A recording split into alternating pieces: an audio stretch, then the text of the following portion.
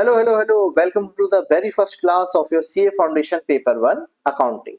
Before we start studying for the actual examination, हमें कुछ basic बातें डिस्कस कर लेनी चाहिए about the faculties, about the course, about the subject and about the classes.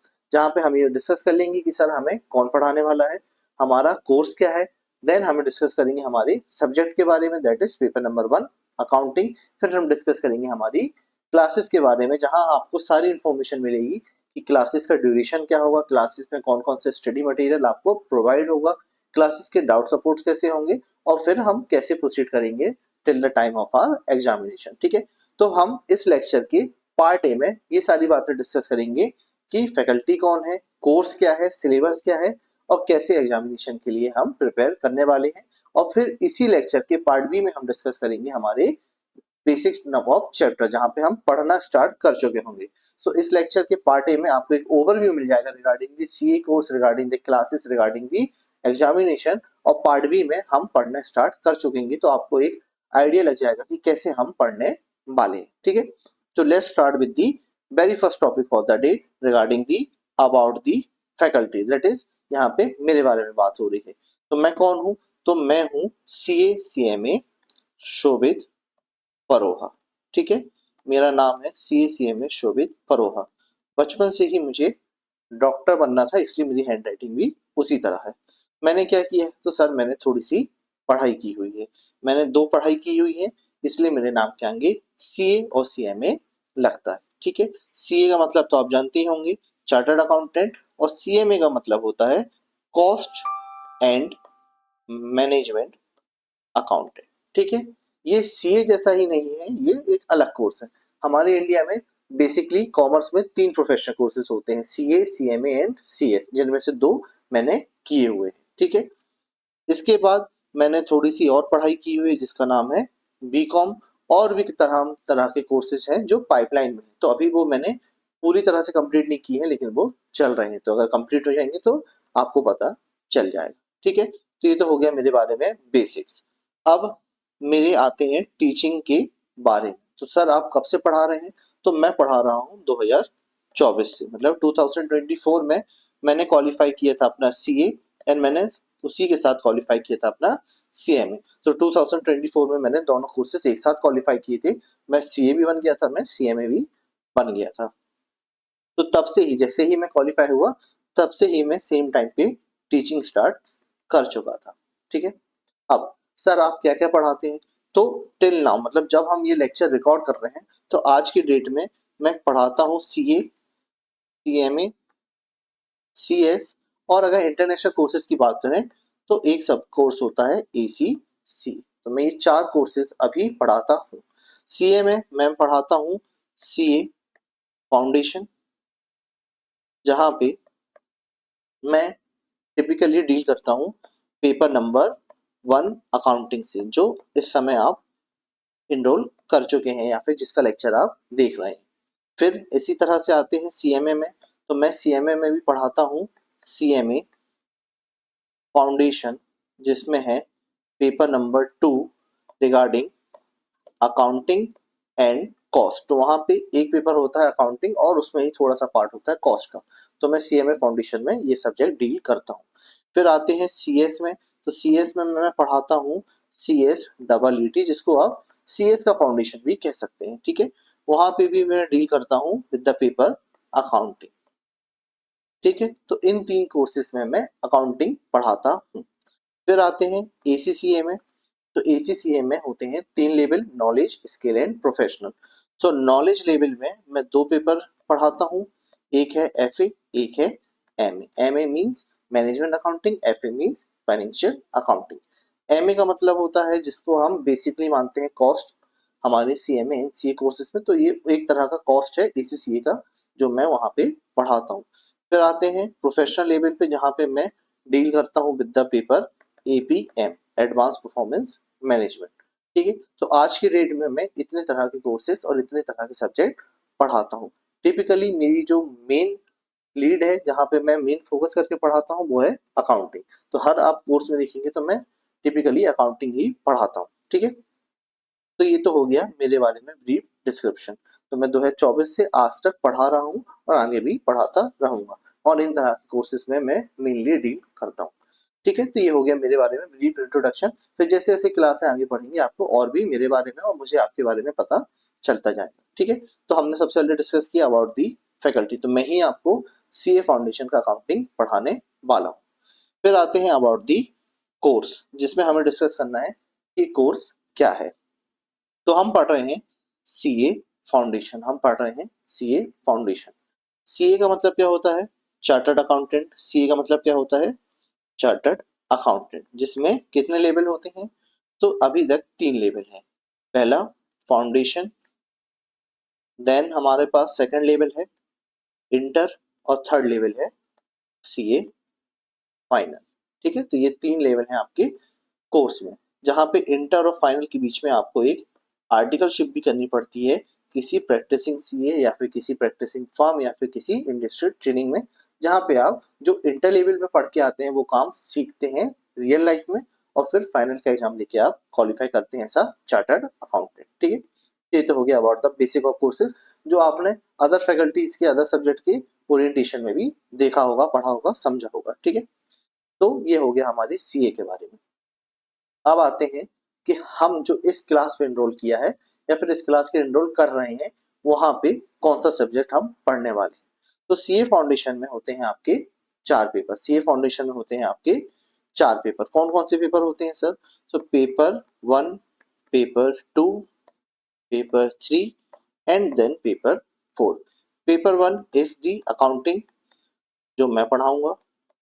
Then आता है पेपर 2, दैट इज लॉ, जो CA सुप्री सर आपको पढ़ाएंगे। देन आता है paper 3 QA quantitative aptitude and then paper 4 business economics, या जिसको हम सिंपल में इकोनॉमिक्स भी कह सकते हैं। ठीक है, तो ये 4 पेपर होते हैं आपके सीए फाउंडेशन लेवल पे। पेपर 1 जो अकाउंटिंग है ये फुली डिस्क्रिप्टिव है, मतलब आपको पेन पेपर पे जैसे आपने अभी तक स्कूल लेवल में पढ़ा उसी तरह से आपको आंसर लिखने पड़ेंगे। तो ये आपका डिस्क्रिप्टिव पेपर है। सेम विथ लॉ, लॉ भी आपका डिस्क्रिप्टिव पेपर है, आपको थ्योरी पेपर में लिखनी पड़ेगी। फिर आते हैं क्यूए। तो क्यूए का जो पेपर है वो है आपका एमसीक्यू टाइप बेस्ड, मतलब 100% एमसीक्यू है। आपको सॉल्व नहीं करना है, आपको सिर्फ करेक्ट आंसर को सर्कल करना है ओएमआर शीट पे। फिर with the economics the same case, आपको ये पेपर भी एमसीक्यू बेस्ड है। ठीक है, तो आपके पास 4 पेपर है जिनमें से 2 पेपर अकाउंटिंग एंड लॉ आपको डिस्क्रिप्टिव फॉर्म में प्रेजेंट करना है, लिखना है, और आपके पेपर 3 पेपर 4 इकोनॉमिक्स और क्यूए आपको एमसीक्यू फॉर्म में आंसर राइटिंग करनी है। ठीक है, पेपर 1 कितने मार्क्स का है सर? तो ये है 100 मार्क्स का। पेपर 2 ये कितने मार्क्स का है? तो ये भी है आपके 100 मार्क्स का। देन आते हैं पेपर 3, ये भी कितने मार्क्स का है? 100 मार्क्स का। और पेपर नंबर 4 ये भी कितने मार्क्स का है? 100 मार्क्स का। ठीक है, तो आपके 4 पेपर हैं और चारों 100 मार्क्स के हैं, जिनमें से 2 डिस्क्रिप्टिव हैं, 2 एमसीक्यू हैं। पेपर नंबर 1 अकाउंटिंग, कितने घंटे मिलेंगे आपको पेपर सॉल्व करने के लिए? तो आपको मिलेंगे 3 आवर्स। ठीक है, फिर लॉ में, तो लॉ में भी आपको मिलेंगे 3 आवर्स। देन क्यूए, तो क्यूए में आपको मिलेंगे 2 आवर्स। अभी तक अकाउंटिंग और लॉ में 3 आवर्स मिलता था, क्यूए में आपको 2 आवर्स मिलेंगे। फिर इकोनॉमिक्स, इकोनॉमिक्स में भी सेम 2 आवर्स। दैट मींस कि 4 में से 2 पेपर डिस्क्रिप्टिव हैं, 2 एमसीक्यू हैं। जो 2 डिस्क्रिप्टिव हैं उनमें 3-3 घंटे सॉल्व करने के लिए मिलेगा, और जो एमसीक्यू हैं उनमें 2 घंटे सॉल्व करने के लिए आपको मिलेगा। ठीक है, सब पेपर की टाइमिंग क्या होती है? तो पेपर स्टार्ट होता है दोपहर के 2 बजे और खत्म होता है शाम के 5 बजे। ठीक है, तो 2 से 5 ही आपका टाइमिंग होगी, चाहे मई अटेम्प्ट हो, चाहे जनवरी अटेम्प्ट हो, चाहे सितंबर अटेम्प्ट हो, कोई भी अटेम्प्ट हो, चाहे बर्फ गिरे, पानी गिरे, आग गिरे, गर्मी पड़े, आपका टाइमिंग सेम ही रहेगा। ठीक है, यही टाइमिंग होगा आपके लॉ के एग्जाम्स के लिए, 2 से 5। और फिर आते हैं अगर हम क्यूए और इकोनॉमिक्स में, जो है आपके 2 घंटे का एग्जामिनेशन, तो यहाँ पे टाइमिंग चेंज हो जाती है। यहाँ पे टाइमिंग होती है 2 PM टू 4 PM। ठीक है, 2 PM टू 4 PM, तो ये है आपके timing for QA and economics. Okay, so ये है हमारा बेसिक कि हमारे सीए फाउंडेशन में कितने पेपर हैं। तो हमारे सीए फाउंडेशन में 4 पेपर हैं, accounting, law, QA and economics. QA मतलब क्वांटिटेटिव एप्टीट्यूड, जिसको मैथ्स भी आप कह सकते हैं कि मैथ्स का मेजर पार्ट वहां पे आपके साथ डिस्कस होता है। ठीक है, सर तो पेपर है 100 मार्क्स ईच का, तो टोटल मार्क्स कितने हो गए 400। ठीक है, आपको पास होने के लिए कितने चाहिए, आपको पास होने के लिए कितने चाहिए, तो आपको पास होने के लिए एग्रीगेट में आपको पास होने के लिए चाहिए 50%, that means half of the total marks. So अगर 400 का पूरा पेपर है, मतलब चारों सब्जेक्ट अगर 400 मार्क्स के हैं, तो उसका 50% कितना होगा 200 मार्क्स। तो क्या सर अगर हम 200 स्कोर कर लेंगे तो क्या हम पास हो जाएंगे, हाँ भी और नहीं भी। क्या मतलब कि हमारे पास होने के लिए दो कंडीशन है, हमारे पास सीए फाउंडेशन को पास करने के लिए हमें दो कंडीशन सेटिस्फाई करनी पड़ती है। पहली कंडीशन क्या है कि आपके एग्रीगेट मार्क्स 200 या उससे ज्यादा आने चाहिए। 200 आएंगे तो भी पास है, 200 आएंगे तो उससे मतलब उससे ज्यादा आएंगे तो वैसे भी पास है। ठीक है, तो आपकी ये पहली कंडीशन है। फिर आते हैं एंड, मतलब सेकंड कंडीशन है ना। पहली कंडीशन हो गई एंड, अगर मैं और लगाता, अगर मैं इंग्लिश का और लगाता that means either first condition either second condition, लेकिन मैंने इंग्लिश का एंड लगाया, मतलब पहली कंडीशन भी फुलफिल होनी चाहिए, सेकंड कंडीशन भी फुलफिल होनी चाहिए। तो पहली कंडीशन मैंने आपको बता दी कि आपके मिनिमम 200 मार्क्स आने चाहिए out of 400, that is 50%। Second condition जो है हमारे पेपर पास होने के लिए वो है that you should score at least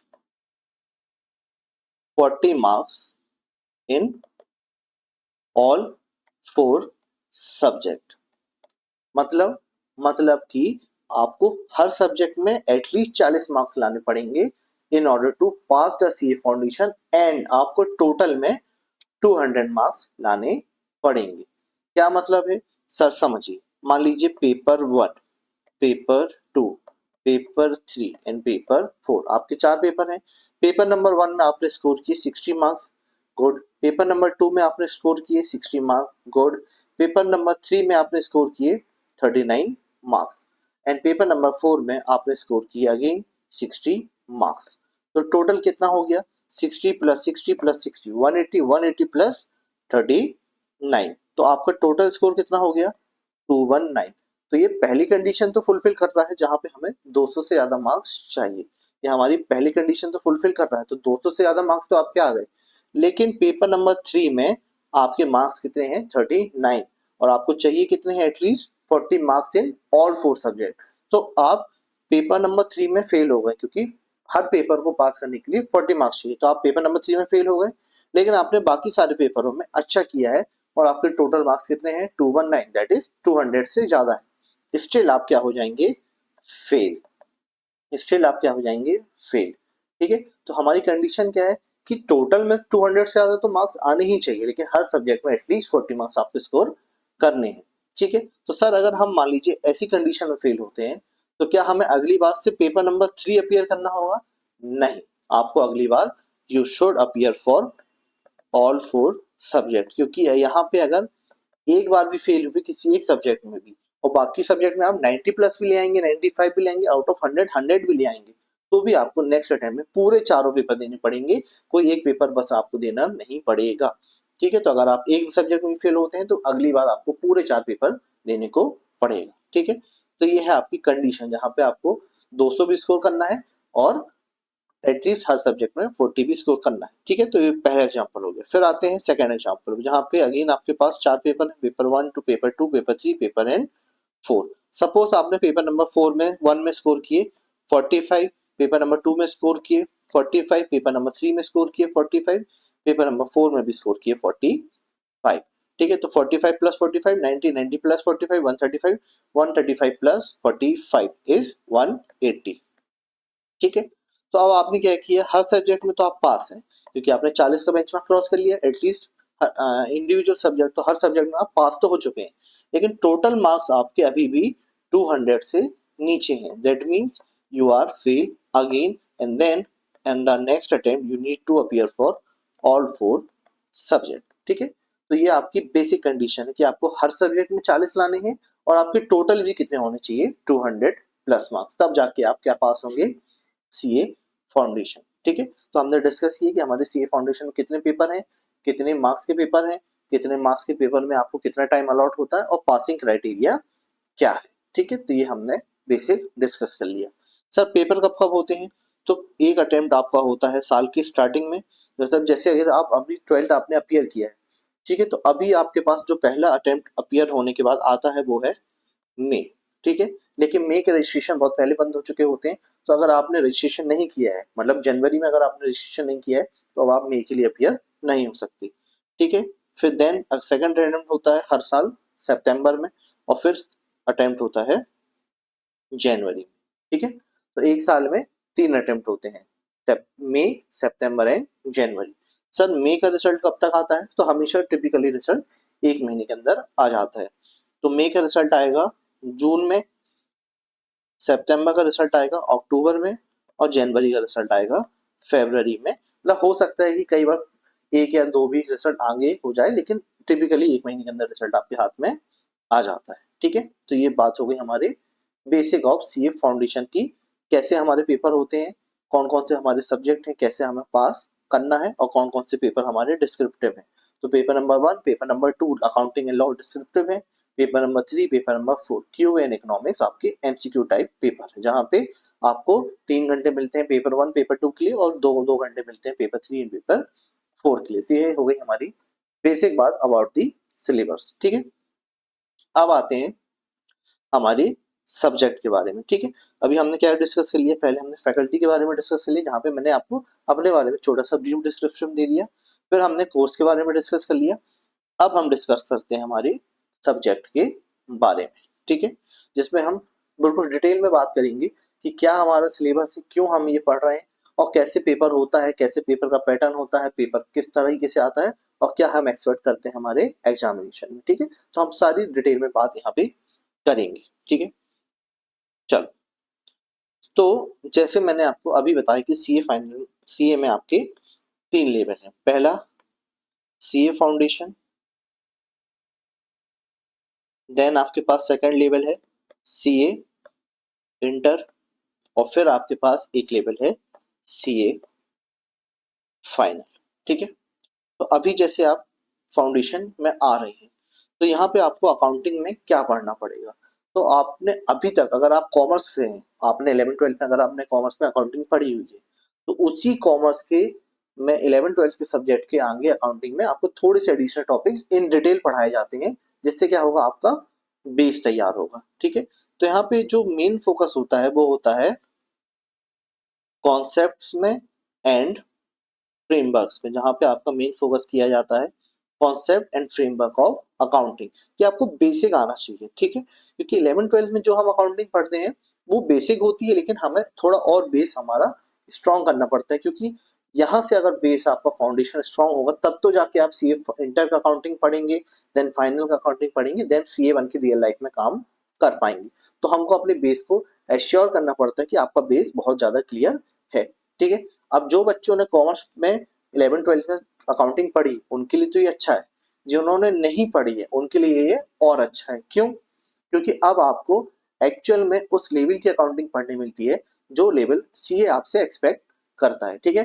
तो अगर आपने 11th-12th में अकाउंटिंग पढ़ी है तो अच्छी बात, नहीं पढ़ी है तो और अच्छी बात, क्योंकि अब मैं आपको अकाउंटिंग का बेसिक इस तरह से पढ़ाऊंगा जिससे क्या होगा, आपको सारी चीजें क्लियरिटी में समझ में आ जाएंगी, ठीक है। तो मैं अपने हिसाब से आपको मोल्ड कर सकता हूँ कि क्या पढ़ना है, किस चीज पे फोकस करना है, और कैसे अकाउंटिंग समझनी है, ठीक है। तो पढ़ लिया है तो अच्छी बात, नहीं पढ़ा है अभी तक अकाउंटिंग तो बहुत अच्छी बात, क्योंकि कुछ बच्चे ऐसे होते हैं जो कॉमर्स में होते तो हैं, अकाउंटिंग पढ़ते भी है, लेकिन बस हल्का फुल्का। तो उनके लिए भी एक अच्छा मौका है कि अपने अकाउंटिंग की कॉन्सेप्ट को अब वो फिर से एक बार चेक कर सकते हैं कि कितने अच्छे से उन्होंने सीखा है, और अगर नहीं सीखा है तो फिर से सीख सकते हैं, ठीक है।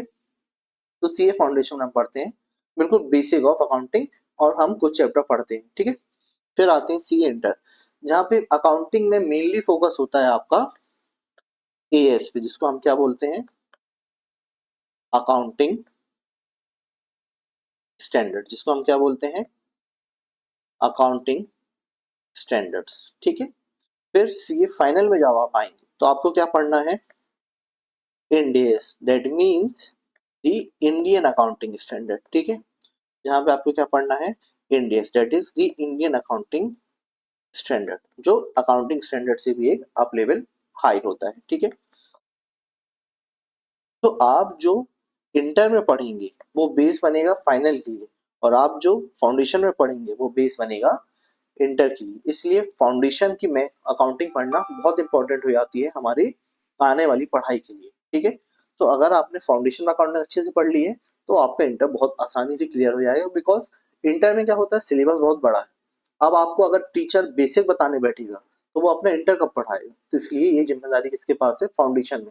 कि फाउंडेशन में बेस इतना स्ट्रॉन्ग कर दो कि वहां टीचर एक शब्द बोले और आपको पता चलना चाहिए कि इसका ये कॉन्सेप्ट होता है, इसका ट्रीटमेंट ये होता है, क्योंकि यहाँ पे जो एक टॉपिक है वो वहां का सब टॉपिक है ना। अगर आपको यहाँ पे 4 टॉपिक पढ़ने हैं तो ये आपके मेन 4 टॉपिक है, लेकिन ये वहां पे किसी एक मेन टॉपिक का सब टॉपिक है। तो आपको इस तरह से आपकी पढ़ाई करनी पड़ेगी कि आपके फाउंडेशन से इंटर में हेल्प हो, इंटर से फाइनल में हेल्प हो जाए, ठीक है। तो हमें जो यहाँ पढ़ना है सीए फाउंडेशन अकाउंटिंग में, वो हमें अकाउंटिंग के बेसिक चैप्टर पढ़ने। तो बहुत सारे चैप्टर्स ऐसे होंगे जो आपने ऑलरेडी क्लास 11 क्लास 12 में पढ़ चुके होंगे, चाहे आप एमपी बोर्ड से हो, चाहे आप छत्तीसगढ़ राजस्थान बोर्ड से हो, चाहे आप सीबीएसई से हो, चाहे आप आईसीएसई से हो। कुछ टॉपिक्स आपको ऐसे मिलेंगे जो आपने ऑलरेडी पढ़े होंगे, लेकिन उस डिटेल में नहीं पढ़े होंगे, उस लॉजिक के साथ नहीं पढ़े होंगे, उस कॉन्सेप्ट क्लियरिटी के साथ नहीं पढ़े होंगे जो आपसे सीए एक्सपेक्ट करता है, ठीक है। तो वो हम सारी चीज यहाँ पे पढ़ेंगे। इसलिए सीए फाउंडेशन थोड़ा सा आसान हो जाता है उनके लिए जो जस्ट 12th करके आए हैं, क्योंकि जस्ट आपने अगर अभी अपने बोर्ड्स एग्जाम दिए हैं तो आपके लिए सीए फाउंडेशन को प्रिपेयर करना आसान होगा इन कंपैरिजन टू दोज जिन्होंने 6 महीने पहले 1 साल पहले 12 कंप्लीट किया है और अब उनको फिर से ये चीजें पढ़नी पड़ेगी, ठीक है। तो ये हो गया हमारा बेसिक ऑफ दी सब्जेक्ट। तो हमारा सब्जेक्ट है paper number 1, that is accounting. कई जगह पे इसको अकाउंट्स भी कहते हैं, लेकिन पहले ये मतलब ये सिलेबस चेंज होता है आपके सीए में, हर बार सिलेबस चेंज होता है हर 4 से 5 साल में। तो पहले ये फंडामेंटल ऑफ अकाउंट्स था, फिर बेसिक ऑफ अकाउंट्स हुआ, फिर एक समय अकाउंट्स रहा, वो ये इसका नाम हो गया है अकाउंटिंग। हो सकता है फिर से सिलेबस चेंज होगा कुछ सालों में तो इसका नाम फिर से चेंज कर देंगे, लेकिन मोटा माटी चीज यही रहती है, बस वो रिब्रांडिंग करते जाते हैं। जैसे मैंने आपको बताया कि पेपर कितने मार्क्स का है, तो पेपर है 100 मार्क्स का। किस फॉर्मेट में है, तो पेपर है आपका पूरा का पूरा डिस्क्रिप्टिव फॉर्मेट में। तो जैसा आप पढ़ते आए हैं अभी स्कूल लेवल पे उसी तरह से आपको आंसर राइटिंग करनी पड़ेगी। अब आते हैं पेपर के डिटेल के बारे में, ठीक है। So question paper will be of 120 marks. अरे सर आपने तो बोला था कि पेपर 100 मार्क्स का आता है। पेपर 100 मार्क्स का होता है, आपको अटेम्प्ट 100 करना है, लेकिन जो क्वेश्चन पेपर है वो कितने मार्क्स का होगा, वो होगा 120 मार्क्स का। तो जो क्वेश्चन पेपर है वो 120 मार्क्स का होगा, जिसमें 6 क्वेश्चन होंगे और 20 marks each. So there will be 6 question of 20 marks each. तो कितना हो गया टोटल, टोटल हो गया 120 मार्क्स, ठीक है। समझ लो अभी मैं आपको बताऊंगा कि कैसे 100 मार्क्स का पेपर है और कैसे क्वेश्चन पेपर 120 मार्क्स का आता है, ठीक है। तो आपके पास 6 क्वेश्चन अवेलेबल होंगे, जिसमें से एक क्वेश्चन है 20 मार्क्स का, जिसका टोटल हो जाता है 120 मार्क्स, ठीक है। With the option of leaving 1 question, ये इंपॉर्टेंट है। आपके पास 6 क्वेश्चन है, लेकिन आपके पास ऑप्शन होता है of leaving 1 question out of 6 question. मतलब 6 क्वेश्चंस में से आप एक ऑप्ट आउट कर सकते हैं, मतलब आप उसको चॉइस है, आप उसको चाहे तो छोड़ भी सकते हैं। तो बचे कितने, 5 क्वेश्चन, और एक क्वेश्चन कितने मार्क्स का है, 20 मार्क्स का। तो टोटल कितना हो गया, 100 मार्क्स। सो क्वेश्चन पेपर आपको 6 क्वेश्चन देगा, आपको चूज करना है कि आपको कौन से 5 क्वेश्चन सॉल्व करने हैं आपके एग्जामिनेशन में, ठीक है, जिससे आप 100 मार्क्स का पेपर अटेम्प्ट कर पाए। तो आपके पास चॉइस रहेगी, ठीक है ना। इतना बुरा नहीं है सीए कोर्स कि आपको चॉइस भी ना दे, चॉइस आपको देता है कि 6 क्वेश्चन है, 5 कर लो, एक छोड़ दो जो आपको नहीं बन रहा है, ठीक है।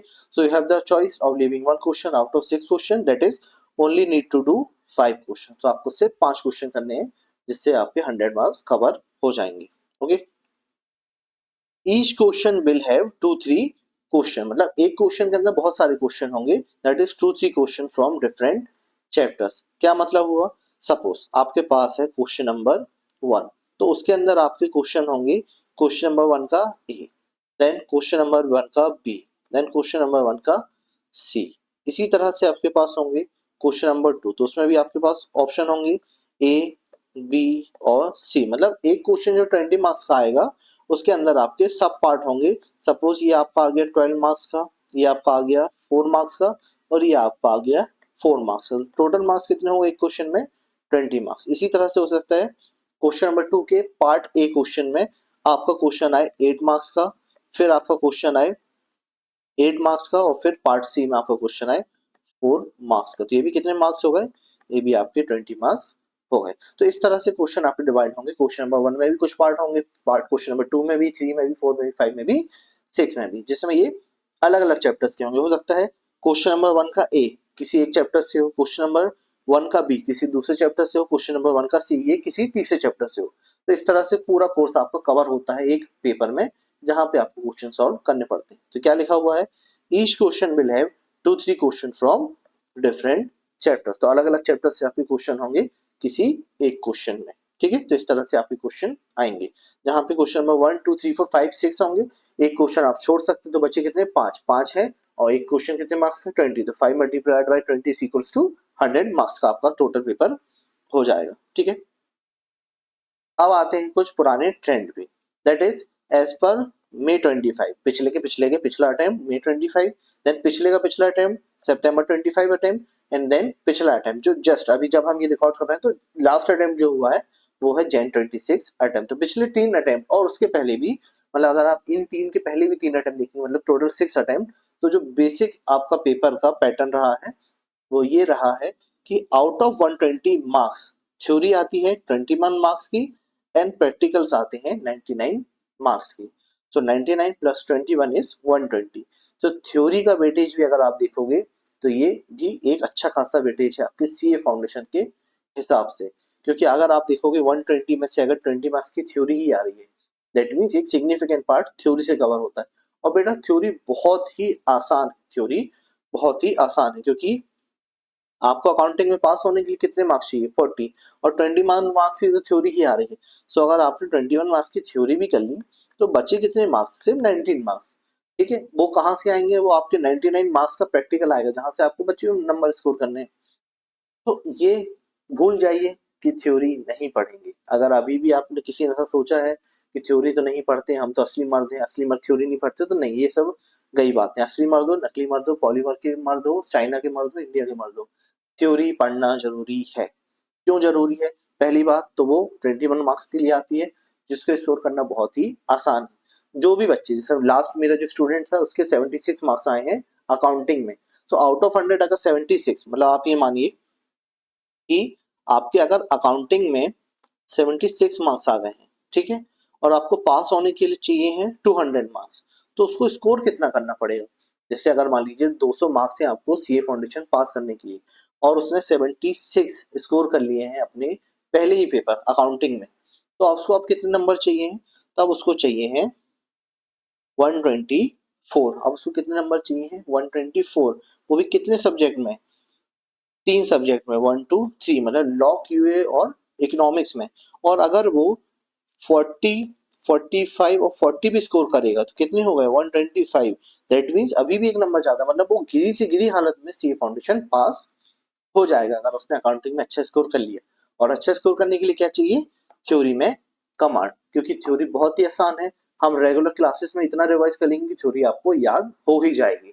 तो अगर आपने 21 मार्क्स थ्योरी से ही स्कोर कर लिए तो बचे कितने, सिर्फ आपके पास 80 मार्क्स, जो आपको 99 में से लाने हैं। मतलब 99 में से 80 आप लाएंगे तो पूरे 100 नंबर आपके पेपर में आ जाएंगे, ठीक है।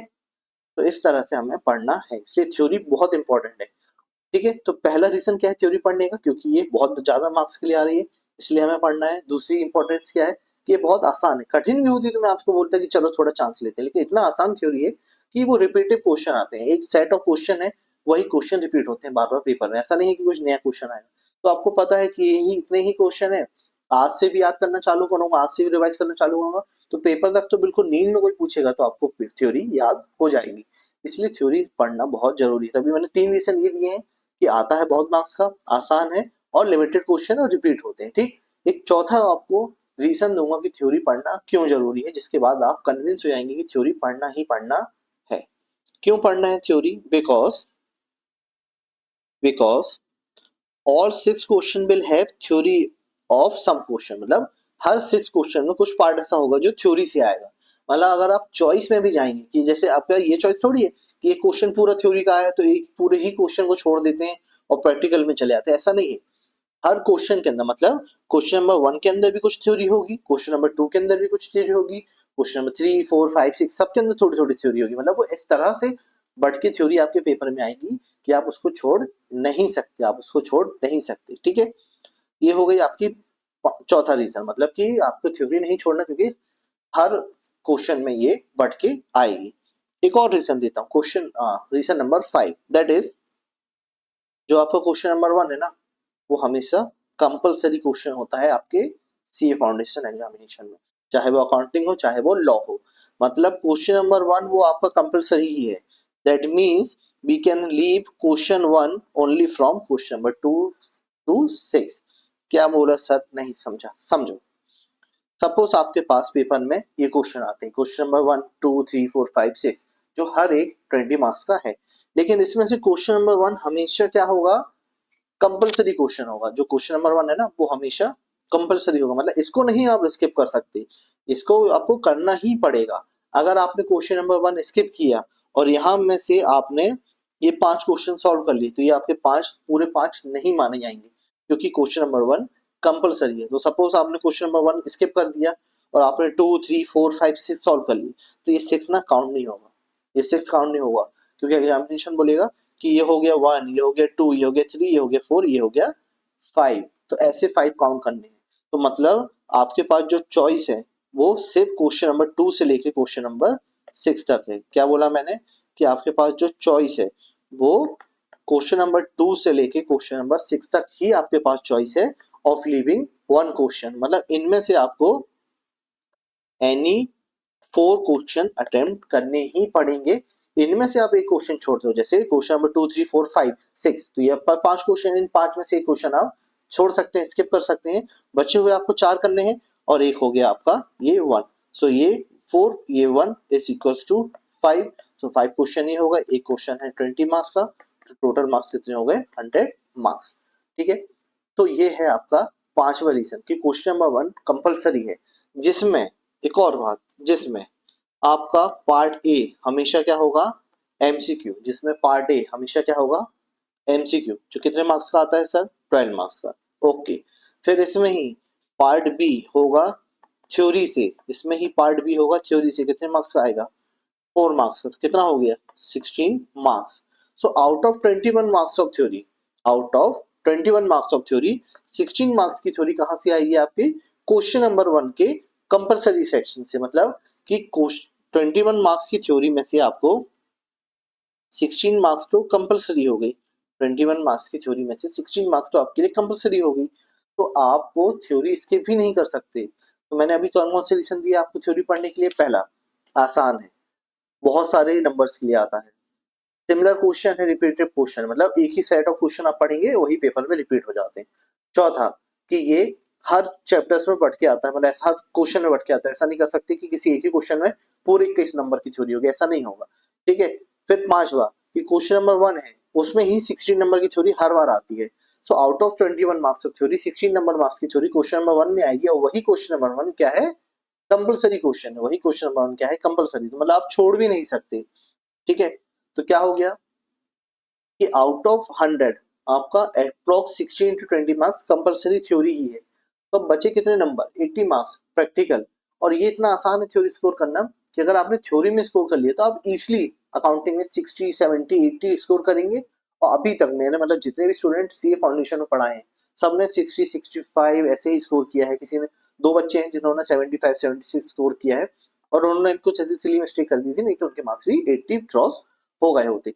कुछ ही ऐसे बच्चे हैं मेरे जिन्होंने 56 55 ऐसा स्कोर किया है, नहीं तो अदरवाइज सारे लोगों ने 60 प्लस किया है। और आपको करना भी 60 प्लस है। अगर आप 40 की तैयारी करेंगे और आपको 200 नंबर चाहिए, तो अकाउंटिंग में अगर आप 40 लाएंगे तो बचे हुए आपको 160 नंबर अदर सब्जेक्ट में लाने पड़ेंगे। और समझिए जो आपका पेपर नंबर 1 है अकाउंटिंग, ये आपका खुद का पेपर है। क्यों? क्योंकि आपने इसको क्लास 11th में भी पढ़ा है, क्लास 12th में भी पढ़ा है, इसको आप बीकॉम करेंगे तो भी पढ़ेंगे, ठीक है।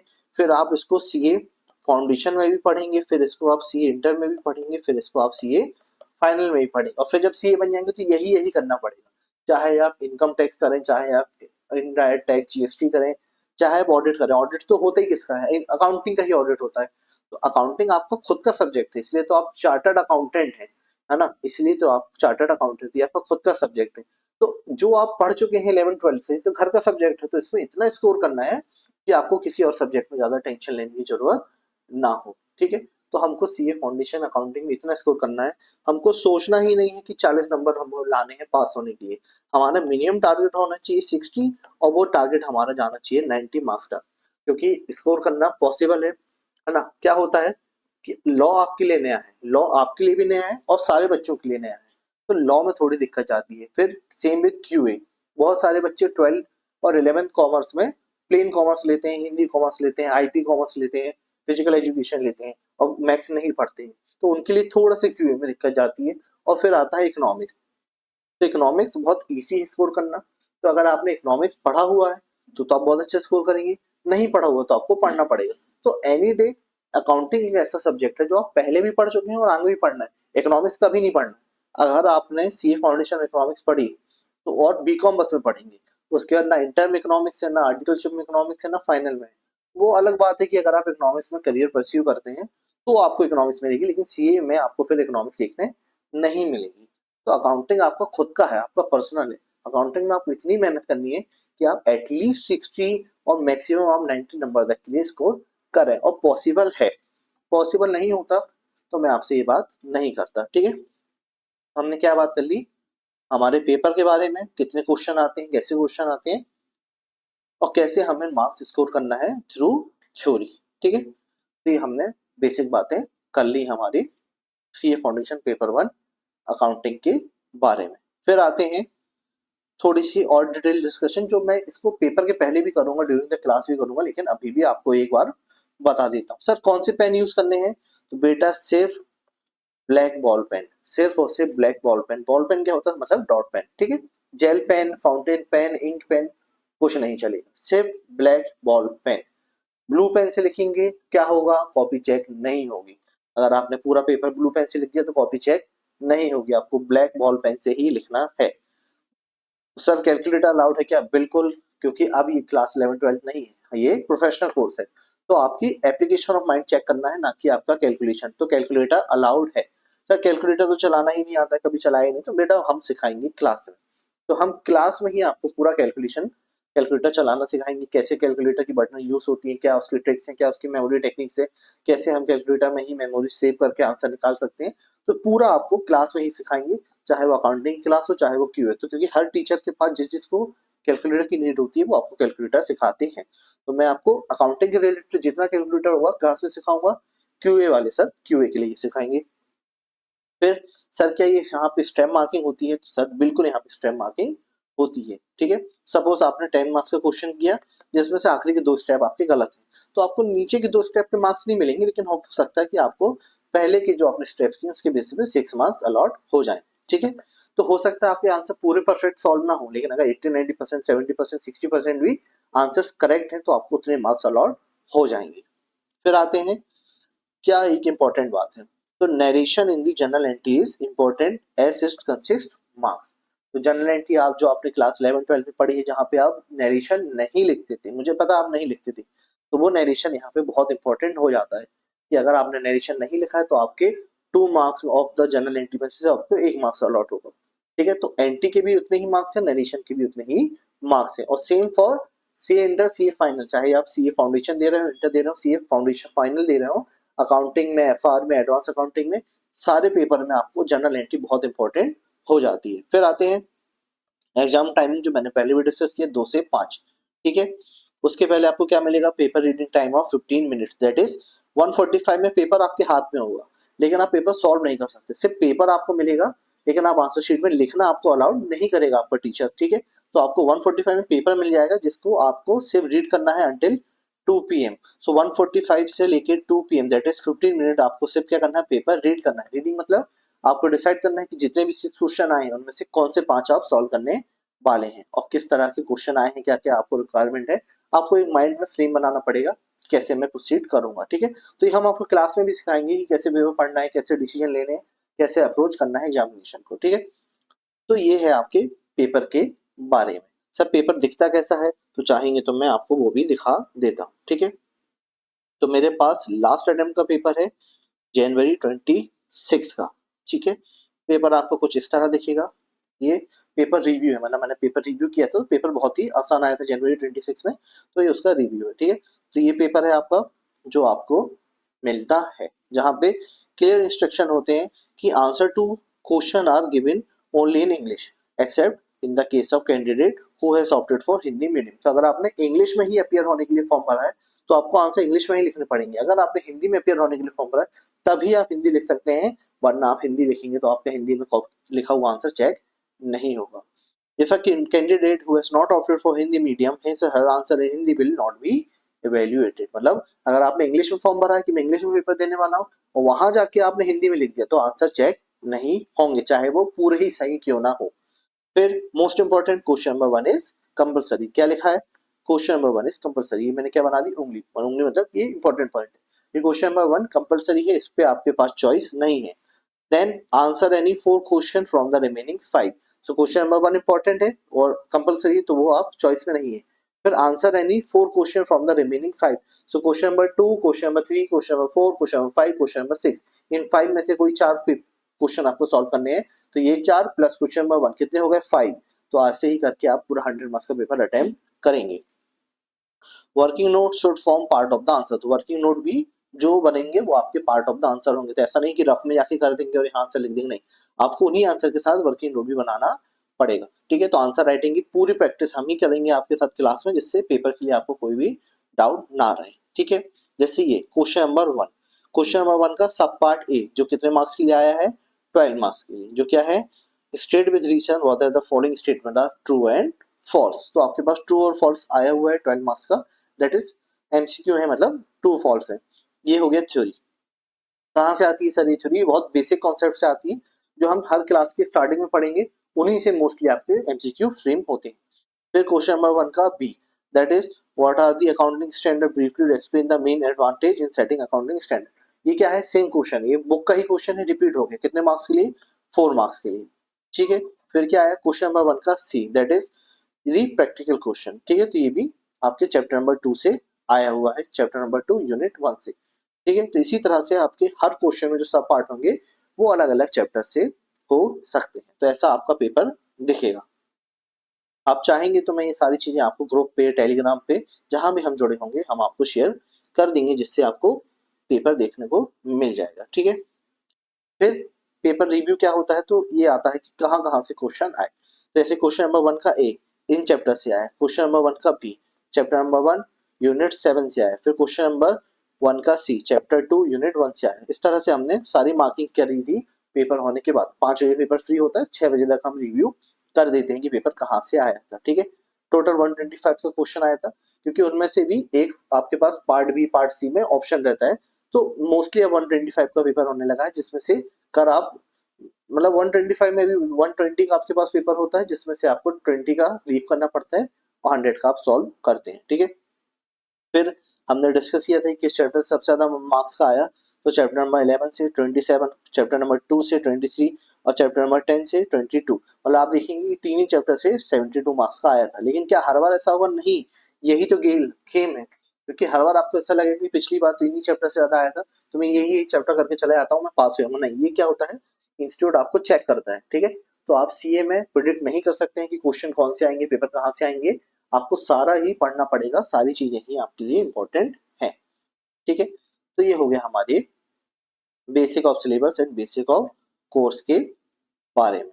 ठीक है, फिर हमें जो डिस्कस करना है वो करना है रिगार्डिंग दी क्लास। ठीक है, तो क्लास स्टार्ट करने से पहले हम सब्जेक्ट के बारे में एक आखिरी बात कर लेते हैं कि हमारे पास कितने चैप्टर हैं पढ़ने के लिए। ठीक है, तो CA foundation paper 1 accounting September 26 attempt and onward, मतलब ये जो अटेम्प्ट सितंबर 26 के लिए आपने एनरोल किया है, इस अटेम्प्ट के लिए और इसके आने वाले अटेम्प्ट के लिए ये सिलेबस एप्लीकेबल है। ठीक है, मार्क्स वाइज वेटेज, मतलब आपके पास कितने चैप्टर्स हैं और उसमें से कितने मार्क्स का ये चैप्टर पेपर में आता है।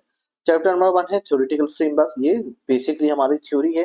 कितने मार्क्स के लिए आती है? फ्रॉम 5 to 10 मार्क्स, मतलब 5 नंबर से लेके 10 नंबर तक के लिए पेपर में आ सकती है।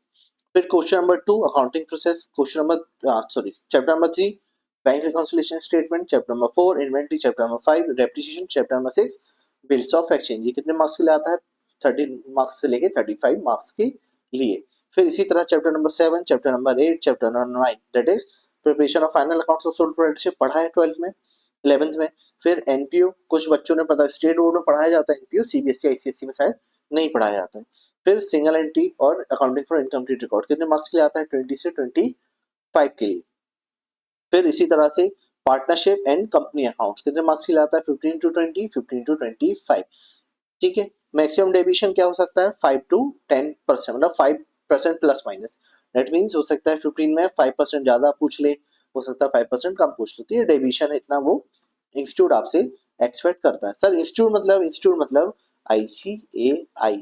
जब भी मैं इंस्टीट्यूट बोलूंगा तो हमारा एक ही माई बाप है, सीए कोर्स का एक ही माई बाप है, स्टूडेंट्स का भी मेंबर्स का भी। जैसे मैं मेंबर हूँ, मैं क्वालिफाइड हूँ, आप स्टूडेंट है, तो हम सबके लिए एक ही सुप्रीम बॉडी है, that is the institute of chartered accountants of India, है ना। तो यही हमारे पेपर कराती है, यही आपको सीए बनाएगी, और फिर सीए बनेगा यही आपको रेगुलेट करेगी। ठीक है, तो आईसीआई, जब भी मैं इंस्टीट्यूट बोलूंगा दैट मीन्स आईसीआई, तो पेपर भी यही कराती है।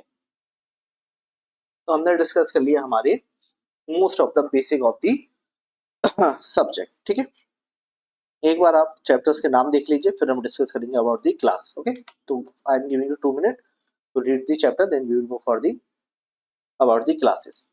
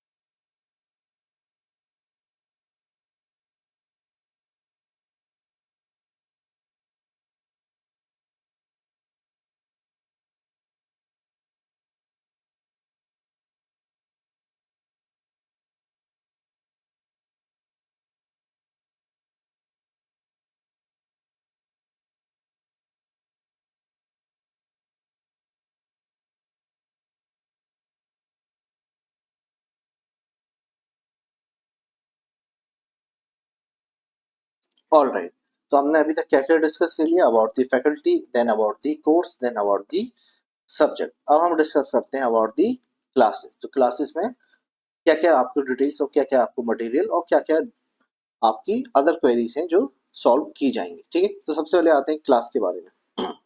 ये क्लास होने वाली है सीए फाउंडेशन सितंबर 26 और आने वाले अटेम्प्ट के लिए। ठीक है, क्लास में ड्यूरेशन क्या होगा, sir the duration of the class will be from 100 hours to 120 hours. जी हाँ, आपको लगेगा कि बहुत ज्यादा है, लेकिन इसमें क्या क्या कवर होगा पहले वो भी हम डिस्कस कर लेते हैं। सबसे पहले सारे कॉन्सेप्ट ऑफ 100% सिलेबस कवर्ड होंगे। इसी तरह से आपके all question will be solved in the class itself, मतलब क्लास में ही आपके सारे क्वेश्चन सॉल्व होंगे। इसी में आपके रिविजन्स भी होंगे of the chapter that we have already studied. इसी में आपके मैराथन भी होंगे और इसी में आपके टेस्ट भी कंडक्ट होंगे। तो 100 से 120 आवर्स में सारी चीजें कवर होंगी। आपके मॉड्यूल के भी क्वेश्चन सॉल्व होंगे जो आपको इंस्टीट्यूट की तरफ से आएगी, फिर हमारे क्वेश्चन बैंक के भी मॉड्यूल क्वेश्चन यहाँ पर सॉल्व होंगे, फिर जो अलग क्वेश्चन है जो मुझे टेस्ट में आपको देने हैं वो भी हम यहाँ पे सॉल्व करेंगे। तो ये है आपका ड्यूरेशन, ये 100 से 120 आवर्स होता है depending upon the other batches. Okay sir, classes में आप क्या क्या प्रोवाइड करेंगे, तो सबसे पहले तो लेक्चर इटसेल्फ हम आपको लेक्चर्स प्रोवाइड करेंगे, then we will provide you with the study material that means notes. Okay, तो कौन से नोट्स मिलेंगे, तो जो आपको नोट्स मिलेंगे वो होंगे सर बिल्कुल कलरफुल। ओके, जो नोट्स आपको प्रोवाइड किए जाएंगे वो कलरफुल नोट्स होंगे आपके एग्जामिनेशन के लिए। जैसे मैं आपको दिखा दूं, 1 मिनट,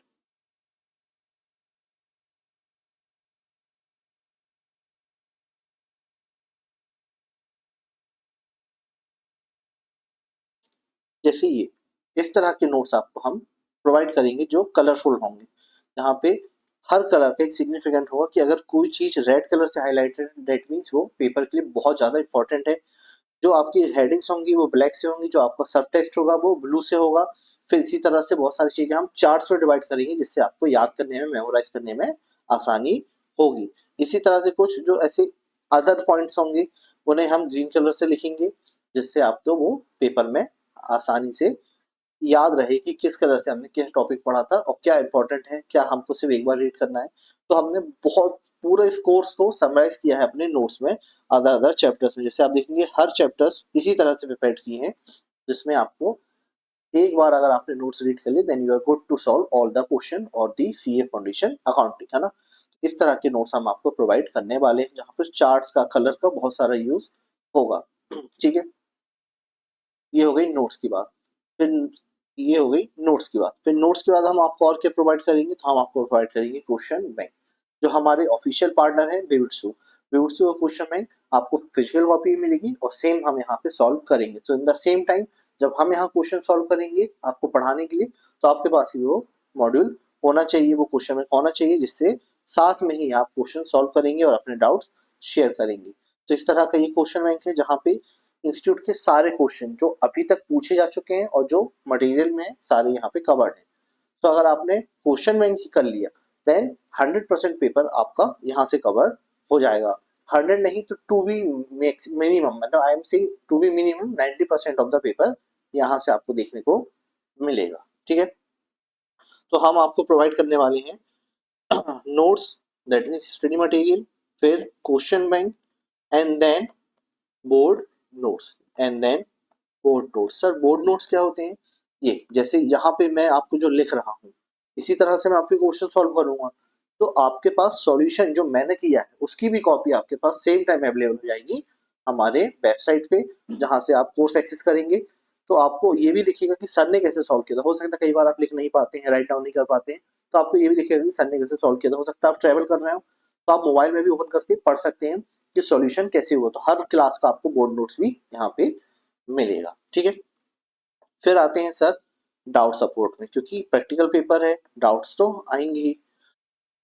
तो डाउट सपोर्ट्स का क्या करेंगे, तो सर हम एक बनाएंगे व्हाट्सएप ग्रुप। हम बनाएंगे एक व्हाट्सएप ग्रुप जहाँ पे हम भी होंगे और आप भी होंगे, तो सारे बच्चे और फैकल्टी वहाँ पे होंगी, जहाँ पे आप मैसेज कर सकते हैं अपने डाउट्स। ठीक है, अगर आपको लगता है कि आपके डाउट्स ग्रुप में मैसेज करने लायक नहीं, मतलब हो सकता है आपको लग रहा है कि बहुत ही बचकाना डाउट है, बहुत ही बेसिक डाउट है, लेकिन मैं कैसे पूछूं, मेरी भी तो कुछ इज्जत है, तो मैं ग्रुप पे आपके डाउट नहीं पूछ सकते। तो क्या करोगे, तो आप मुझे पर्सनली डीएम करेंगे अपना डाउट। आप मुझे क्या करेंगे, पर्सनली डीएम करेंगे अपना डाउट।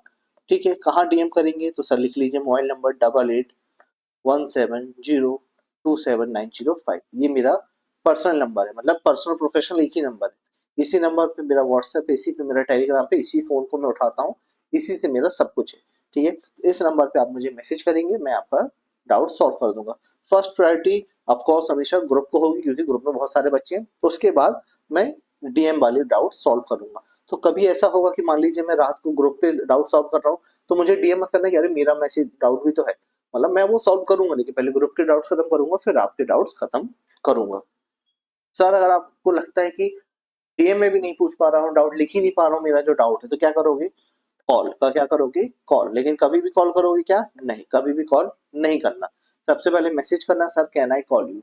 ठीक, अगर मुझे लगेगा कि अभी मैं कॉल पे अवेलेबल हूँ तो मैं बोलूंगा यस, तब आप मुझे कॉल करिएगा। अगर मुझे लगता है कि मैं शाम को फ्री हूँ, मैं थोड़ा सुबह फ्री हूँ, तो मैं आपको एक टाइम बता दूंगा कि please call me during this time, तब आप मुझे कॉल करेंगे और आपके सारे डाउट सॉल्व हो जाएंगे। ठीक है, तो आपके डाउट के लिए क्या सपोर्ट है, group, then personal message on the WhatsApp और देन कॉल। ठीक है, व्हाट्सएप कॉल मत करना, व्हाट्सएप कॉल मैं नहीं उठाता हूँ, तो ये कॉल कौन सा करेंगे आप मुझे, नॉर्मल कॉल। ठीक है, ये हो गया doubt support regarding the subject. फिर आता है एक टेक्निकल सपोर्ट, एक आता है आपका technical and other support. That means sir website नहीं चल रही, क्लास बफर ले रही है, नोट्स ओपन नहीं हो रहे हैं, बुक्स नहीं आई है, क्लास नहीं चालू हुई है, और अदर तरह के जो सपोर्ट होंगे वो आप किससे पूछेंगे, मुझसे नहीं बेटा, आप किससे पूछेंगे, आप पूछेंगे हमारी टीम से। टीम का नंबर क्या है, टीम का नंबर लिख लीजिए 9243109902। ये है मेरी टीम का सपोर्ट। ठीक है, ये वाला कॉल करोगे नंबर तो कौन उठाएगा, मैं, मतलब मैं उठाऊंगा ये नंबर। ये वाला कॉल करोगे तो कौन उठाएगा, ये भी मैं उठाऊंगा लेकिन आवाज बदल के बात करूंगा। नहीं, ऐसा नहीं है, क्या होता है ये नंबर मेरा है तो मैं ही उठाऊंगा, लेकिन ये नंबर किसका है, टीम का है। तो जब तक टीम ऑफिस में है, मतलब अगर 6 बजे तक आपने डाउट्स पूछे हैं तो ये टीम उठाएगी, लेकिन 6 बजे के बाद अगर टीम घर चले जाती है, फिर सिर्फ टीचर्स बचते हैं क्लास में जो अपने सेशन ले रहे हैं या फिर अपना प्रिपरेशन कर रहे हैं, नोट्स बना रहे हैं, अदर चीजें कर रहे हैं, तो फिर फैकल्टीज भी आपका डाउट ले लेती है, ठीक है। तो ये नंबर 6 बजे तक टीम उठाएगी, 6 के बाद हम उठाएंगे। संडे को कोई भी नहीं उठाएगा, अगर टीचर है तो टीचर उठा लेगा, अगर कोई नहीं है तो लॉक लगा हुआ है तो कोई भी नहीं उठाएगा। तो आपके संडे के डाउट कब पुट अप होंगे, मंडे को, ठीक है। तो ये हो गई हमारी क्लास की बेसिक्स बातें, और क्या आपके डाउट सपोर्ट होंगे। पेपर के पहले ये क्लासेस खत्म हो जाएंगी और फिर हम बहुत सारे टेस्ट और बहुत सारे रिवीजन करेंगे, जिससे आप पेपर में बहुत अच्छा स्कोर कर पाएंगे, ठीक है। तो ये हो गया part A of this lecture, जहाँ पे हमने बेसिक की बात कर ली, हमारी क्लासेस के बारे में, हमारे सिलेबस के बारे में, हमारी फैकल्टी के बारे में, और किस तरीके से हम पढ़ने वाले, ठीक है। तो आपको सब समझ में आ गया होगा, आई होप। इसके बाद हम स्टार्ट करेंगे part B of this lecture, जहाँ पे हम पढ़ना चालू करेंगे, okay. So this is for part A. We will see you in the part B of this lecture. Okay. Okay. So welcome to the part B of the lecture, जहाँ पे हमें start करना है हमारा CA फाउंडेशन का पढ़ना, ठीक है। तो हम क्या करेंगे, पहले स्टार्ट करते हैं चैप्टर नंबर 1 के यूनिट नंबर 1 से, ठीक है, जो है थ्योरेटिकली थ्योरी, है ना। तो ये पूरा का पूरा थ्योरी है। हम कैसे पढ़ेंगे कि हम क्या करेंगे, हम पहले एक चैप्टर थ्योरी का पढ़ेंगे, फिर एक चैप्टर प्रैक्टिकल चैप्टर का पढ़ेंगे, then again we will go for the theory. जिससे क्या होगा कि थ्योरी से आपका बेस भी स्ट्रांग होगा और थ्योरी आपको बोर भी नहीं लगेगी। एक थ्योरी पढ़ेंगे, एक प्रैक्टिकल पढ़ेंगे, तो जब एक बार प्रैक्टिकल चैप्टर कंप्लीट करेंगे और जब थ्योरी पढ़ेंगे उसके बाद, तो ड्यूरिंग दैट टाइम जब हम थ्योरी पढ़ रहे होंगे, आप प्रैक्टिकल के क्वेश्चन घर में सॉल्व करेंगे और डाउट पूछेंगे। उससे होगा क्या कि आपके साथ साथ सारे क्वेश्चन क्लास में ही सॉल्व हो जाएंगे और आप डाउट पूछ लेंगे even before the course got completed, है ना। तो इसी तरह से हम पढ़ेंगे। और थ्योरी ऐसा नहीं है कि जितने प्रैक्टिकल चैप्टर उतने ही थ्योरी है, थ्योरी के चैप्टर बहुत कम है in comparison to the practical. तो शुरू में हम ऐसे चलेंगे जहाँ थ्योरी प्रैक्टिकल, फिर एक पॉइंट आएगा जब थ्योरी खत्म हो चुकी होगी, हम सारी थ्योरी याद भी कर लेंगे, फिर हम प्रैक्टिकल की ओर चलते जाएंगे, ठीक।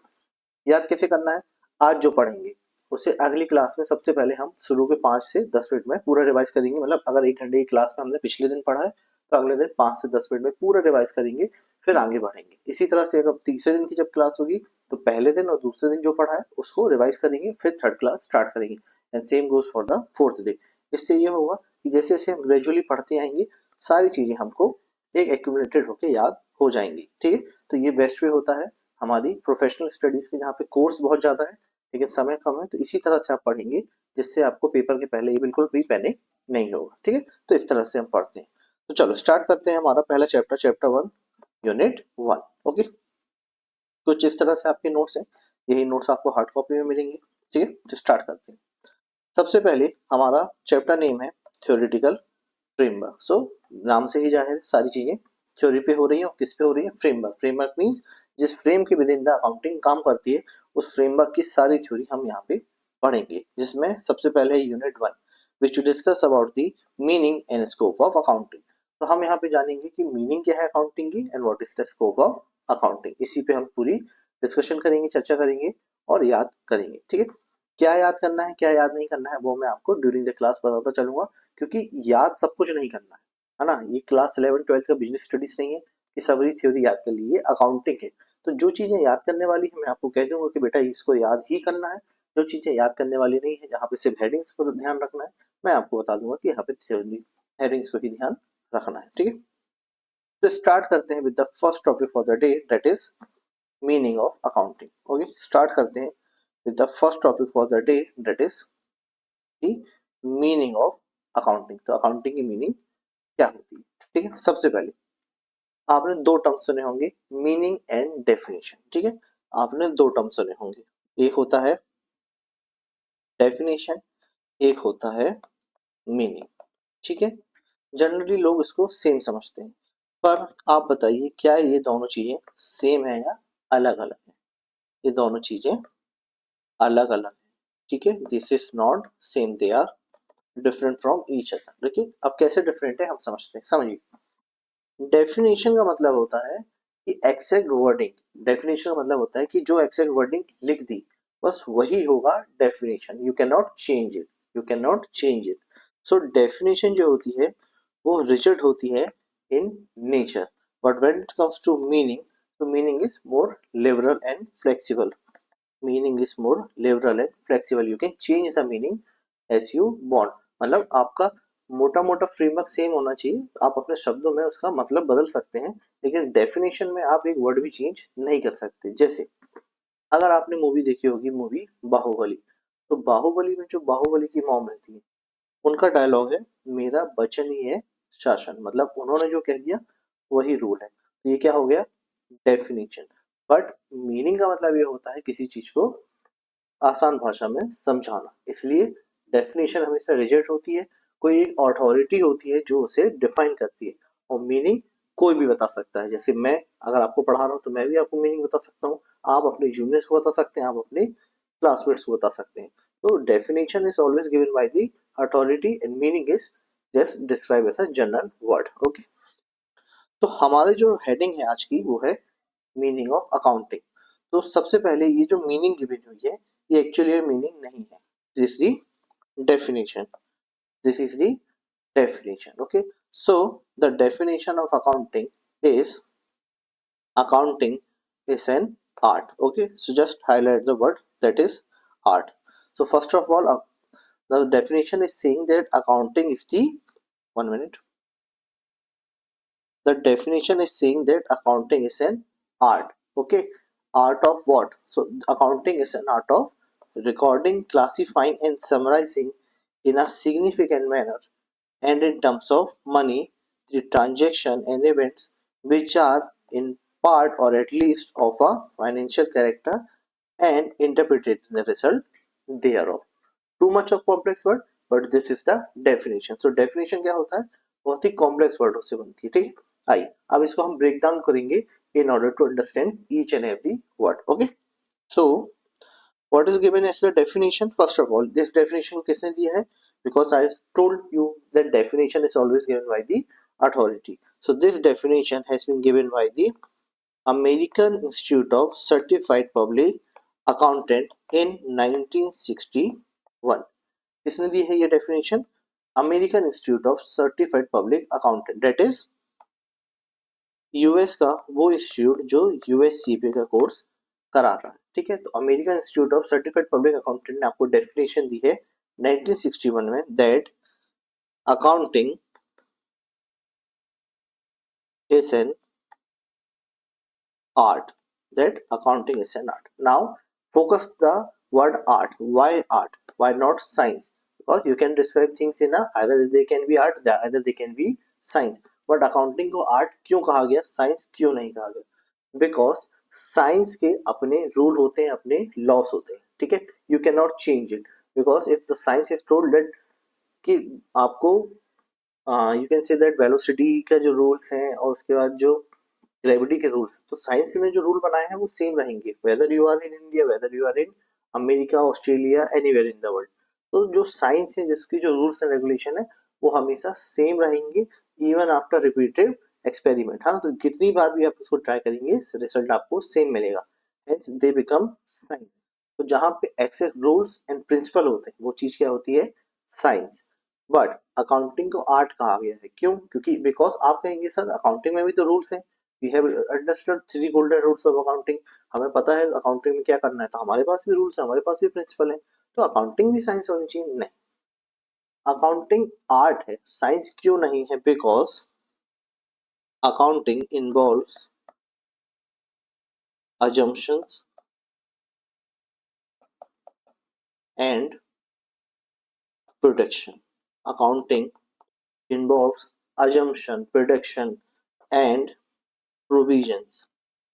So when you make assumption to be specific, so assumption can differ from person to person. Now suppose you have the assumption that you are going to make 1 lakh ऐसा प्रॉफिट, मेरा assumption है कि मैं आप 2 lakh profit कराऊंगा, किसी तीसरे इंसान का प्रोडक्शन assumption है कि आप लॉस में करेंगे, तो assumption changes.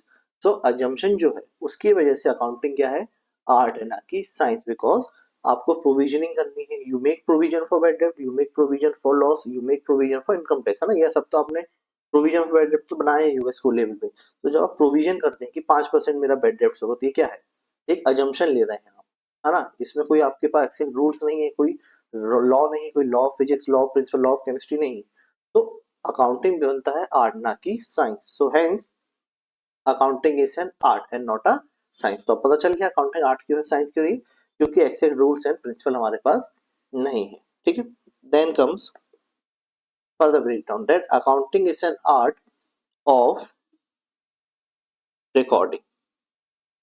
Accounting is an art of recording, comma, classifying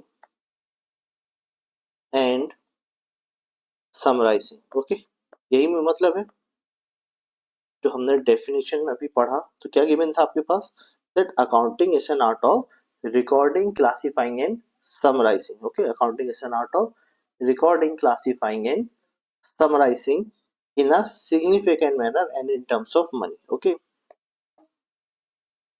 in a significant manner and in terms of money. Okay, now understood. क्या बोला, accounting is an art of recording, recording of what, transaction and events in a significant manner and in terms of money. तो जब भी बात होती है recording की, आपने अकाउंटिंग अगर स्टार्ट की होगी तो सबसे पहले हम क्या करते हैं, जर्नल एंट्री। तो journal entry is the recording of transaction. Okay, तो recording means journal entries. Okay, so accounting is an art of recording journal entries.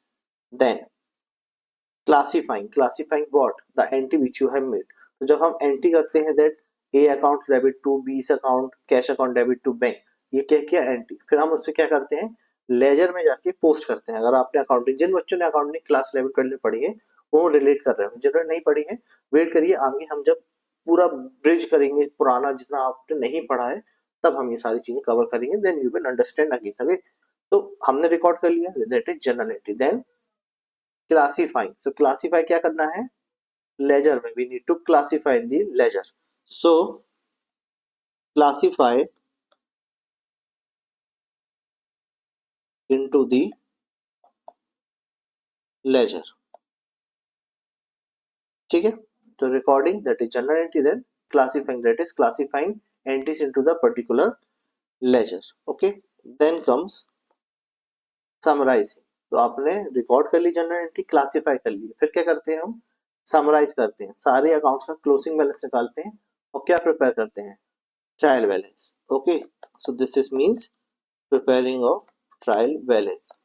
So accounting is an art, not a science, because it has assumption. So accounting is an art of recording, that means journal entry, classifying, that means classifying the entries into the ledger, then summarizing, that is making trial balance in a significant manner, in a significant manner. Now what is significant, significant means things which are significant for the business or for the entity and for the company. तो significant means कि हर वो चीजें जो significant है उनके बारे में और उन तरीकों में, and in terms of money. Now this is important. Why? Because suppose आज मैंने अगर अपनी शॉप पे साफ सफाई की तो एक इवेंट है, लेकिन क्या है यहाँ पे मनी इन्वॉल्व है, नहीं। ओके, क्या है यहाँ मनी इन्वॉल्व है, नहीं, तो क्या मैं इसकी एंट्री कर सकता हूँ, नहीं। बट अगर मैंने साफ सफाई करवाई और पैसे दिए तो यहाँ पे क्या मनी इन्वॉल्व है, हाँ, तब मैं इसकी एंट्री कर सकता हूँ। So everything should be in terms of money, because जो अकाउंटिंग है वो मॉनेटरी टर्म से बात करती है, ना कि नॉन मॉनेटरी, है ना। यहाँ पे भावनाओं की उतनी इज्जत नहीं है, यहाँ पे पैसों की इज्जत है। जब तक आप पैसों से बातें नहीं करेंगे, general entry, ledger, classification, summary, अब बुक्स अकाउंटिंग ही नहीं होगी। तो accounting should be in a significant manner and in terms of money. Okay, तो यहाँ तक समझा that what is accounting, accounting is an art of recording, classifying, summarizing in a significant manner and in terms of money. Okay, now आते हैं further meaning पे। ठीक है, the transaction and events which are in part or at least of a financial character. Okay, transactions and events which are at least of a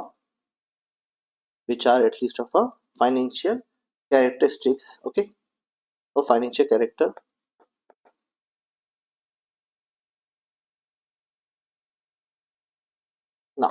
understand this.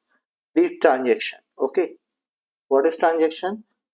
The transaction means whatever you do. Suppose अगर आपने purchase की तो ये भी एक transaction है, आपने cell की तो ये भी एक ट्रांजेक्शन है, परचेज रिटर्न किया तो भी एक ट्रांजेक्शन है, सेल रिटर्न मिला तो भी ये ट्रांजेक्शन है.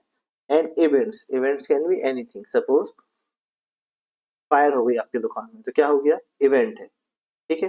तो ट्रांजेक्शन मीन्स जहाँ पे आपने इन्वॉल्व है, और इवेंट्स मीन जहाँ पे खुद हो जाती है, even they are unintentional. Suppose आपकी दुकान में आग लगी तो क्या हो गया, event.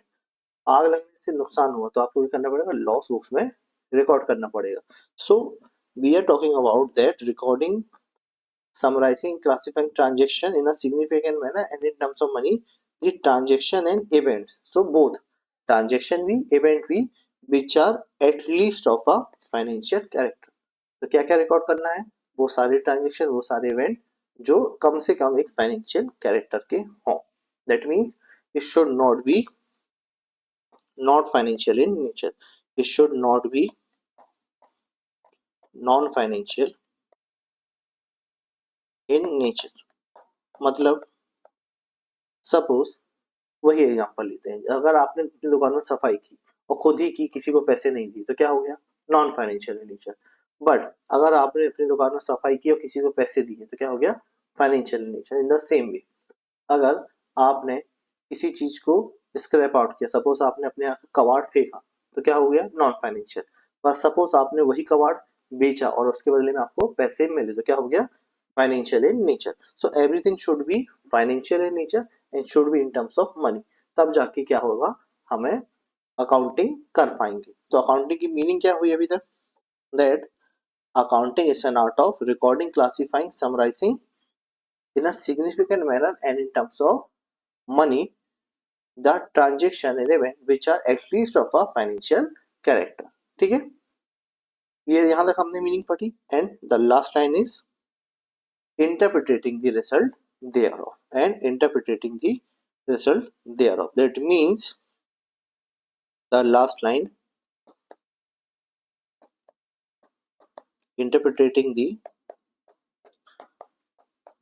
result thereof. Okay, there may be some spelling mistake. Okay, interpreting the result thereof. Now what do you mean by result? Result means the financial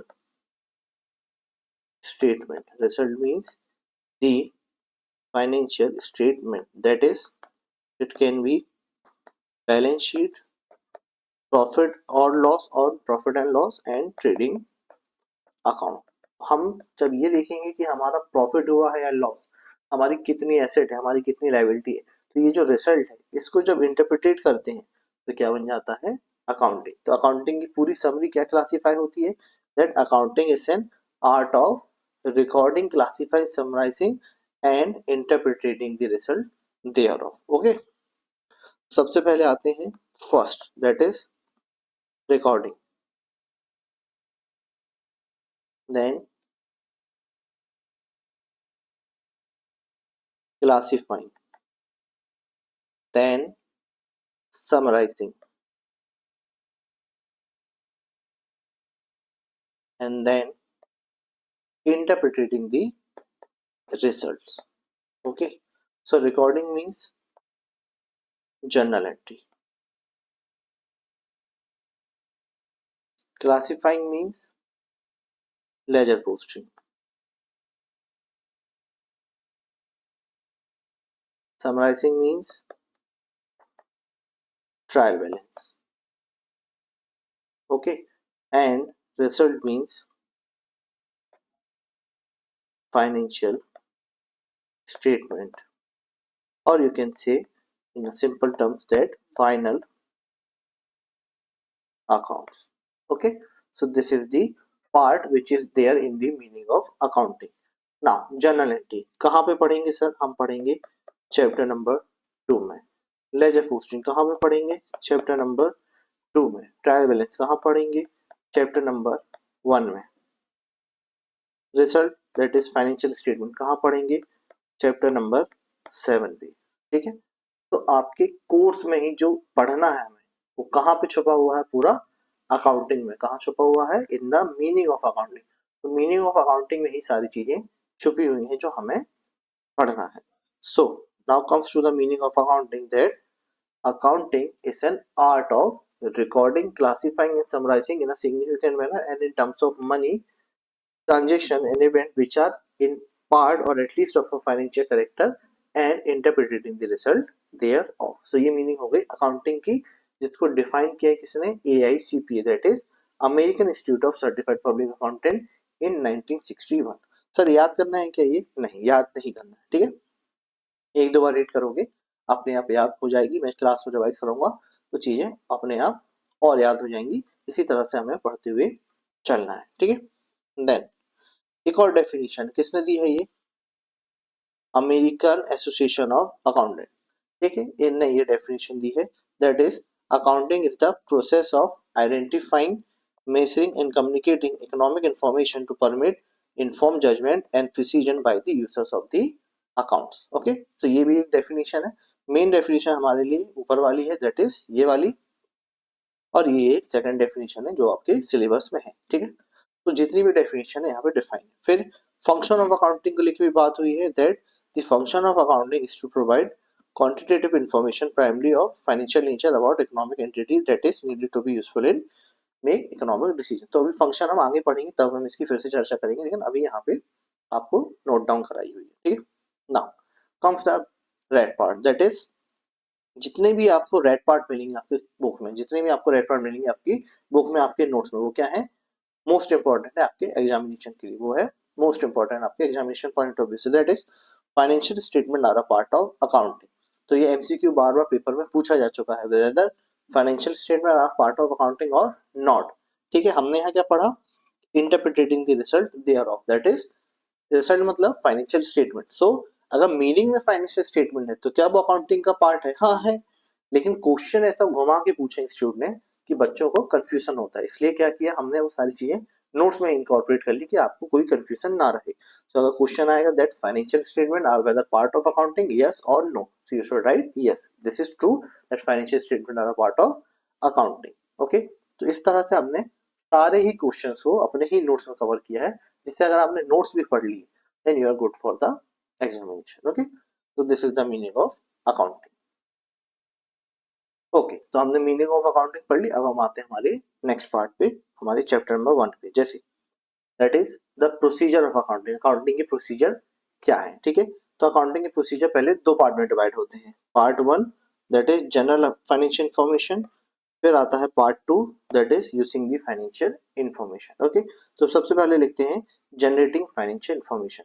तो प्रोसीजर दो है, पहले हम इंफॉर्मेशन को जनरेट करेंगे फिर हम उसको यूज करेंगे. तो first we will generate the financial information then we will use the financial information. okay, so पहला पार्ट है generating, दूसरा है use.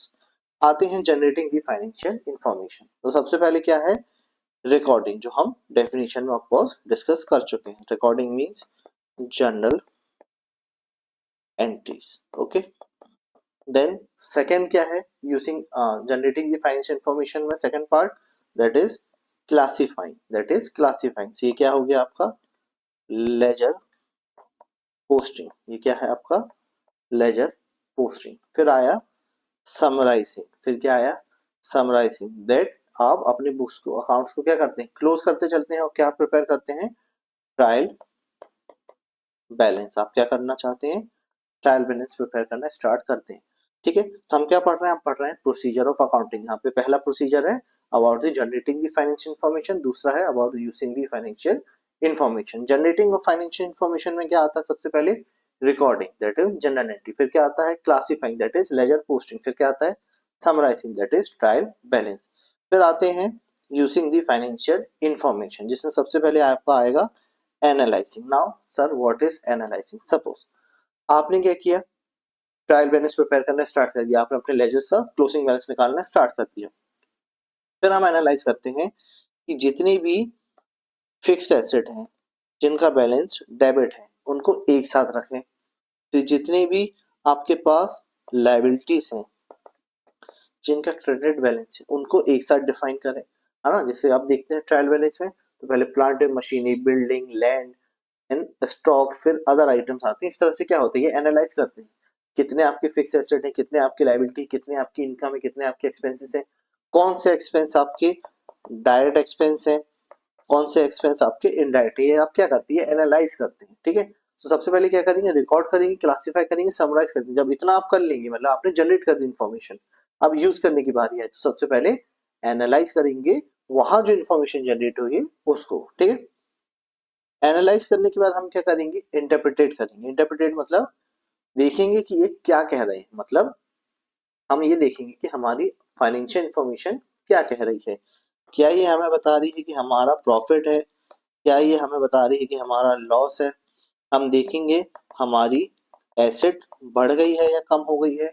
हम देखेंगे हमारी लायबिलिटीज बढ़ गई है या कम हो गई है। तो ये क्या कर रहे हैं, हम इंटरप्रेट करते हैं। इसलिए तो हम क्या बनाते हैं, ट्रेडिंग अकाउंट, जहाँ पे हम चेक करते हैं कि कितना ग्रॉस प्रॉफिट हुआ। फिर हम बनाते हैं प्रॉफिट और लॉस, जहाँ पे हम चेक करते हैं नेट प्रॉफिट हुआ या नेट लॉस। फिर हम क्या बनाते हैं, बैलेंस शीट, जहाँ पे हम देखते हैं कि 31 मार्च को कितनी एसेट है, कितनी लायबिलिटी है, क्या मेरी एसेट लायबिलिटी से बराबर है, और कितनी हमारी मेरी फिक्स एसेट है, कितनी मेरी करेंट एसेट है, कितनी मेरी फिक्स्ड नॉन करेंट लायबिलिटी से कितनी मेरी करेंट लायबिलिटी। तो अब जब हम ये सब करते हैं तो हम क्या करते हैं, इंटरप्रिटेट करते हैं हमारी अकाउंटिंग फाइनेंशियल इंफॉर्मेशन को जो हमने जनरेट की थी। ठीक है, फिर एट लास्ट हम क्या करते हैं, कम्युनिकेट। हम क्या करते हैं, कम्युनिकेट। कम्युनिकेट कैसे करते हैं, आपने फाइनेंशियल स्टेटमेंट बना लिए। ठीक है, यहाँ पे हमने इंटरप्रेटेट किया तो आपने फाइनेंशियल स्टेटमेंट बना ली। अब इसे आप क्या करेंगे, शेयर करेंगे। किसके साथ शेयर करेंगे, शेयर करेंगे विद दी स्टेक होल्डर। आप क्या करेंगे, इस इंफॉर्मेशन को शेयर करेंगे। किसके साथ शेयर करेंगे, हो सकता है आप गवर्नमेंट के साथ शेयर करें कि देखिए गवर्नमेंट, इतना प्रॉफिट हमने कमाया था, इतना टैक्स हमने दे दिया। तो हम क्या कर रहे हैं, कम्युनिकेट। दैट मीन्स आप जब इनकम टैक्स रिटर्न भरते हैं, जब जीएसटी रिटर्न फाइल करते हैं, तो क्या है, कम्युनिकेशन है। आप सरकार को बता रहे हैं कितनी सेल हुई थी, इतना टैक्स दे दिए, इतना प्रॉफिट हुआ था, इतना टैक्स दे दिए। तो ये क्या है, कम्युनिकेशन। और किसको कम्युनिकेट करेंगे, आप अपने इन्वेस्टर को कम्युनिकेट करेंगे कि भाई जो पैसा आपने दिया था उसमें से इतना प्रॉफिट हुआ है, हम अच्छा काम कर रहे हैं, ये देखो रिजल्ट। ठीक है, इसी तरह से आप किसको बताएंगे, अपने बैंक को, कि जो लोन मैंने आपसे लिया है, देखो इतना प्रॉफिट है तो मेरा लोन ठीक ठाक चल रहा है, मुझे और लोन लगेगा तो मैं आपसे मांगूंगा। ठीक है, तो ये क्या है, आप कम्युनिकेट करते हैं। कम्युनिकेशन खुद के लेवल पे भी हो सकता है कि किसी ने कहा नहीं है लेकिन आप कर रहे हैं। एक होता है रेगुलेटरी और स्टेचुरी कम्युनिकेशन, दैट इज आपके ऊपर मजबूरी है कि आपको ये कम्युनिकेशन करना ही करना है। तो आप क्या करते हैं, इंटरप्रेटेट करते हैं रिजल्ट यहाँ पे, और फिर कम्युनिकेट करते हैं अपने स्टेक होल्डर्स को, जैसे गवर्नमेंट हो गया, बैंक हो गया, इन्वेस्टर हो गया, हो सकता है ओनर को भी बताएं। और अगर आप कंपनी फॉर्म हो बिजनेस में तो आप किसको बताएंगे, शेयर होल्डर। सपोज जैसे मैंने अगर रिलायंस के शेयर परचेज किए हैं, रिलायंस का अभी मालिक कौन बोलते हैं हम, मुकेश अंबानी, लेकिन छोटे से हिस्से का मालिक मैं भी हो सकता हूँ अगर मैंने कुछ शेयर परचेज किए। तो रिलायंस जब प्रॉफिट कमाएगा, जब उसके फाइनेंशियल स्टेटमेंट प्रिपेयर होंगे यहाँ इंटरप्रिटेशन में, तो वो फाइनेंशियल स्टेटमेंट मुझे भी मेल में शेयर करता है, जिससे कम्युनिकेट कर रहा है कि देखो आप शेयर होल्डर हो, ये है हमारे रिलायंस की स्थिति, ये है हमारी बुक्स ऑफ अकाउंट। तो ये क्या होता है, कम्युनिकेशन। ओके, तो इन ब्रीफ हम क्या पढ़ रहे हैं, हम पढ़ रहे हैं प्रोसीजर ऑफ अकाउंटिंग। हम क्या पढ़ रहे हैं, हम पढ़ रहे हैं प्रोसीजर ऑफ अकाउंटिंग, जहाँ पे सबसे पहले हमने पढ़ा कि दो तरीके के प्रोसीजर होते हैं। फर्स्ट होता है regarding the generating financial information, second होता है regarding the using the financial information. Generating में जब हम आते हैं तो सबसे पहले क्या देखते हैं, recording, classifying, summarising, generating, classification into ledger and summarising. फिर आता है एनालाइजिंग। एनालाइजिंग मतलब हम देखते हैं कि कौन कौन से आइटम है, इनको कहाँ कहाँ रखना है, फिक्स एसेट को एक साथ, करेंट लायबिलिटीज को एक साथ, करेंट एसेट को एक साथ, नॉन करेंट एसेट को एक साथ, कैपिटल को अलग। ठीक, फिर हम देखते हैं इंटरप्रिटेशन, जहाँ पे हम देखते हैं कि फाइनेंशियल स्टेटमेंट प्रिपेयर करने पे प्रॉफिट हुआ, लॉस हुआ, ग्रॉस प्रॉफिट कितना था, ग्रॉस लॉस कितना था, एसेट कितनी है, लायबिलिटीज कितनी है, एसेट में सब एसेट कितनी है, इस तरीके के जब हम करते हैं इसको क्या बोलते हैं, इंटरप्रिटेशन। और जब ये सब कर लेते हैं तो किससे बताते हैं, सरकार से, गवर्नमेंट से, बैंक से, अपने इन्वेस्टर से, अपने लेंडर से, अपने शेयर होल्डर से, कि देखो ऐसा ऐसा प्रॉफिट हमने किया है, ऐसा ऐसा लॉस हमने किया है, ये हमारी सिचुएशन है। ठीक है, तो ये हो गया आपका प्रोसीजर ऑफ अकाउंटिंग। सर इनकी क्या डिटेल हमें याद करनी है, क्योंकि बुक्स में तो इसके बारे में डिटेल में नहीं बेटा कुछ याद नहीं करना। ठीक है, जितना पढ़ा रहे हैं उतना ही आपको याद करना है। ठीक है, ठीक है, याद कब करना है, याद मैं आपको करा दूंगा, पहले समझेंगे कुछ क्लासेस में, फिर याद करना चालू करेंगे, जिससे क्या होगा, क्वेश्चन भी आपको बनने लगेंगे और चीजें याद भी हो जाएंगी। तो अभी हमने क्या पढ़ा, हमने पढ़ा मीनिंग, फिर हमने पढ़ा प्रोसीजर ऑफ अकाउंटिंग। ठीक है,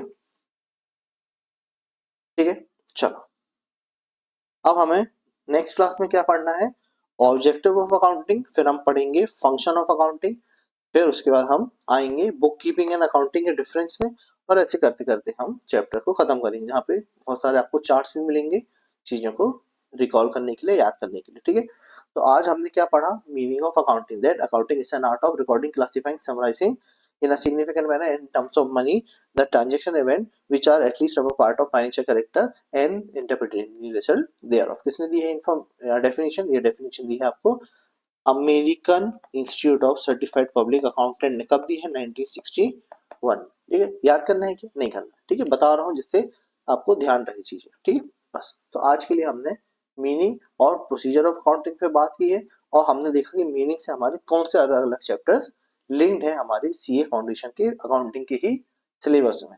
अब हम नेक्स्ट क्लास में क्या करेंगे, इस चैप्टर को कंक्लूड करेंगे, फिर हम इसके क्वेश्चन सॉल्व करेंगे, पहले स्टडी मटेरियल से जो इंस्टीट्यूट ने आपको दिए, फिर हम अपने विवर्सों के क्वेश्चन बैंक से, फिर हम क्या करेंगे, नेक्स्ट चैप्टर भी जाएंगे जो कि एक प्रैक्टिकल चैप्टर होगा। तो एक थ्योरी एक प्रैक्टिकल, एक थ्योरी एक प्रैक्टिकल, इस तरीके से हम पढ़ेंगे और कोर्स को कंप्लीट करेंगे। ठीक है, कुछ भी डाउट्स होंगे तो मैंने आपको अपना नंबर पार्ट ए में बता दिया इसी लेक्चर के, तो वहां पे आप मेरा नंबर है, वहां पे आप मुझे डाउट पूछ सकते हैं। ठीक है, till then we will see you in the next class. Okay.